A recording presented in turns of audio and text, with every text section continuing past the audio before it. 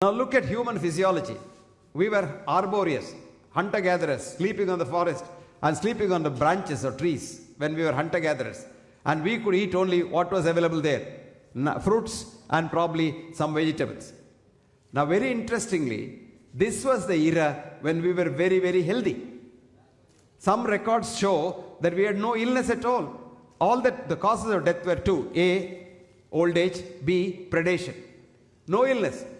All the illnesses started in the 10,000 years when we sort of started living in communities and trying to eat not just non-vegetarian stuff, trying to eat each other. That means hating one another. Today our biggest enemy is hatred. Recently, one of my articles was published in the British Medical Journal where I said the cause of killer diseases is your mind. The silent killer in your body is not hypertension or diabetes or cancer, but your own mind. And if this mind is poisoned and it hates someone, your own body gets the damage and not the one who you hate. Let me tell you how it happens. If I can take a photograph of yours with a biophoton camera, I can see every cell of your body, every atom of your body emitting a photon light. And when I look at that, they are so happy, dancing. If all the cells, you have about 120 trillion cells in your body. Each one of these cells loves the other cell. That apart, it loves the cells of others. My cells love Karthikeyan cells as much they love my cells. Now imagine for a minute that I hate Karthikeyan. I want to damage Karthikeyan. I want to pull the carpet under his feet. And I want to get his chair and become the director of the CBI, Central Bureau of Investigation or whatever. Now what happens? My cells get so confused. My cells say, why is this fellow doing this? Karthikeyan is a part of me. Karthikeyan is like a hand or my head or my leg. So why am I harming him? So a time comes after some time, your own cells start hating your own cells. And that is what we doctors call as autoimmune disease. And you would be surprised. I just had this afternoon a SMS from a doctor in Calcutta. She is a very highly qualified doctor, Refa Sipi. She so beautifully wrote, Professor Hegde, thank you for your article on the mind in the Royal College Journal. And I have started using that on my patients with autoimmune disease, and my patients with cirrhosis liver are doing very well. Fascinating. This only goes to show that if we start loving one another, vegetarianism, non-vegetarianism and things like that pale into insignificance. Ultimately what is needed is love, universal compassion, and that is what exactly is what is called good health. I'll give you the definition of good health. Good health is not absence of disease, because the definition of disease, every one of us has a disease, forget about it, but it doesn't kill you. We doctors connect disease with death so that they frighten you because we want more patients. I'll give you one example how we fool you. We tell you, if you're a diabetic, even if you're a South Indian eating rice, we tell you, you must start from tomorrow eating chapati. Now this creates a lot of problems in the house.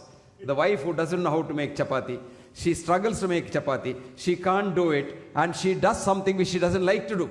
This is very bad. Doing something which you hate kills you. Now the wife, she has to do it because she thinks the doctor has said the husband will live longer if he eats wheat. Now I'll tell you the truth. Wheat contains wheat gluten. And wheat gluten is a direct damage to the pancreas. So wheat goes directly to your beta cells in the pancreas and keeps you a diabetic permanently. That is only disease mongering. I want my business. If every diabetic gets better and if there is no diabetes at all, what does the diabetic specialist do? Did you get the message? So friends, don't believe anybody but believe yourself. This is the most important thing. So health is enthusiasm to work. Get up in the morning and ask yourself, do I have to go to work today? And if you're enthusiastic, you say, I am healthy. 2, enthusiasm to be compassionate. Ask yourself, do I want to help somebody today? Because what does the Sanatana Dharma say? Paropakarartham idam shariram. You are made for the benefit of others. Remember that? You are here for others' sake. And if you did that, you are absolutely healthy. That's what Ayurveda says. What does it say?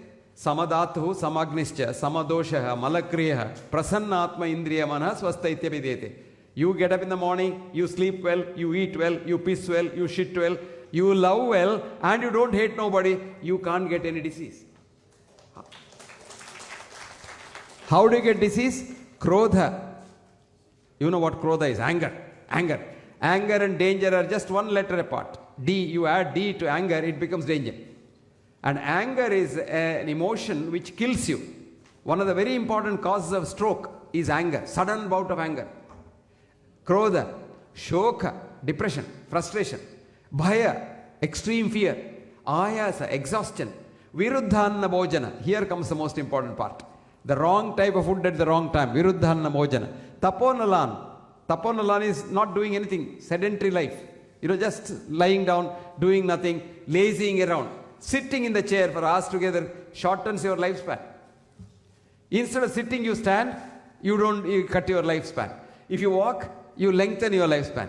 When you're talking, I rarely talk like this, standing in a place, because this is only one mic. Supposing I have a collar mic, I keep walking. When I walk, I circulate my blood better. And I oxygenate my blood better in the lungs. So the better blood goes to my brain. I can think sharper and I can talk better. So it is very important that taponalan. Then what does it say? Katva amla kshara lavana tikshnoshnati rakta pratope. All kinds of unnecessary things we eat. And that's what produces every disease. What's the treatment? Hita mita ahara sevi. What you like. Now when you sit for eating, love your food. And think of the person who has cooked the food. And imagine the food will be very happy for you. And you start watering in the mouth before you see the food. And when you start seeing the food, the watering, the enzymes in all over the gut start secreting. So you get better digestion, better absorption, and you're more tranquil when you eat. Think of the wife or the husband or whoever has cooked it for you, and the effort that has gone into it. And eating with the hand, you're giving your bioenergy.